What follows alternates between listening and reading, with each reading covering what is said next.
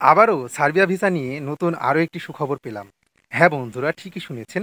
Hello everyone, আসসালামু আলাইকুম। আশা করি সকলে ভালো আছেন।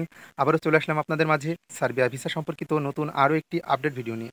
হ্যাঁ বন্ধুরা, আপনারা ইতিমধ্যে অনেকে কমেন্ট করেছেন এবং অনেকে জানতে চেয়েছেন, এবং বর্তমানে সার্বিয়া ভিসার যে আপডেটটা, এটা আজকে আপনাদের দেওয়ার চেষ্টা করবো, এবং বর্তমান সময়ে যেই আপডেটটা পেলাম, যেই গুড নিউজটা পেলাম, এটাও আজকে আমি আমার ভিডিওর মাধ্যমে দেওয়ার চেষ্টা করবো। এবং বর্তমানে সার্বিয়া ভিসা নিয়ে যেটা চলছে বাংলাদেশে এবং যেই নিউজটা চলছে, এটা আজকে আপনাদের পূর্ণাঙ্গভাবে জানানোর চেষ্টা করবো ইনশাল্লাহ।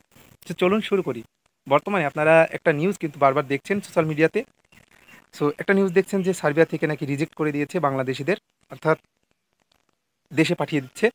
এটা কি সত্য কি মিথ্যা, আদৌ কি এটা কি সত্য বা হচ্ছে কিনা বা ঘটছে কিনা, এটা আজকে আপনাদের একটু সত্যতা দেওয়ার চেষ্টা করব। কারণ বাংলাদেশে যে সকল নিউজ মাধ্যম রয়েছে, অর্থাৎ যে সকল কন্টেন্ট ক্রিয়েটার রয়েছে, অনেকে কিন্তু একটা জিনিস আইডিয়া করে বলে, এবং আমরাও কিন্তু আইডিয়ার ক্ষেত্রে কিন্তু অনেক কথা মাঝে সাঝে বলি। তবে সার্বিয়া ভিসা নিয়ে বর্তমান সময়ে যদি আমি একটা কথা বলি, যে আগামী, অর্থাৎ গত যেই 2-3 মাস গিয়েছে, 2-3 মাসে কিন্তু যদি অ্যাভারেজ ধরা যায়, প্রায় 300-350 কর্মী কিন্তু সার্বিয়াতে এসেছে এবং সার্বিয়াতে কিন্তু কাজ করতেছে।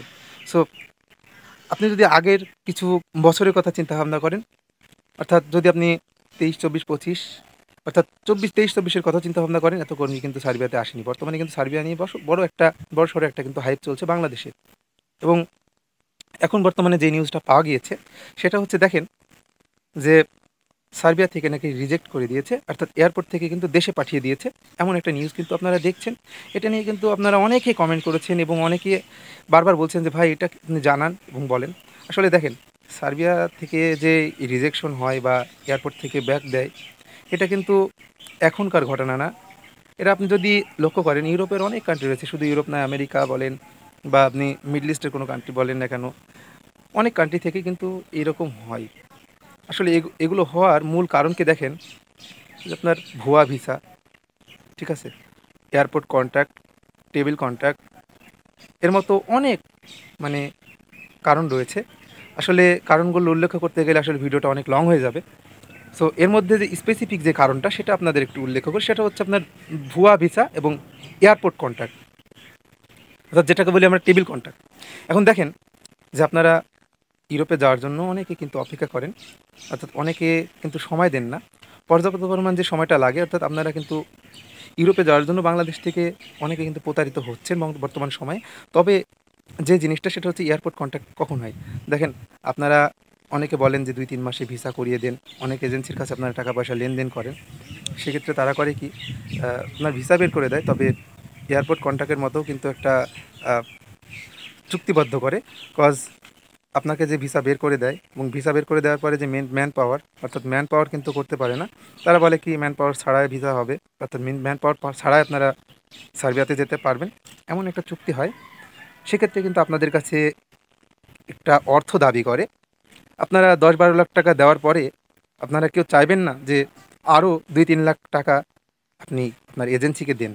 সো সেটাই কিন্তু হয়, এবং সেই ফাঁদে কিন্তু আপনারা পা দেন, এবং 10-12 লাখ টাকা দেওয়ার পরে আপনারা বাড়তি যে টাকাটা দেন। সো এটাই কিন্তু বর্তমান সময়ে হচ্ছে বা হয়। সো বর্তমানে যে নিউজটা আপনারা পেয়েছেন, এটা সত্যতা যদি আপনি যাচাই করতে যাই, তাহলে কিন্তু এটাই হচ্ছে, এবং আগে হয়েছে, এখনও হচ্ছে। অর্থাৎ ভুয়া ভিসা দিচ্ছে, বর্তমান সময়ে ভুয়া স্টিকার ভিসা লাগাচ্ছে, এবং আপনাকে বলছে ম্যান পাওয়ার ছাড়া পাঠিয়ে দিবে। সো সিস্টেমটা কিন্তু এমনই হচ্ছে, অর্থাৎ 12 লক্ষ টাকা, 10-12 লক্ষ টাকা নেওয়ার পরে কিন্তু পরবর্তীতে আরও একটা টাকা ডিমান্ড করছে, এবং আপনারা এই ফাঁদে পা দিচ্ছেন। পরবর্তীতে যদি আপনারা সার্বিয়া যাচ্ছেন, আপনাদের ইমিগ্রেশন থেকে বের করে দিচ্ছে, অর্থাৎ আপনাদের ভিসাটাও ভুয়া, আপনাদের ভিসাটাও ভুয়া।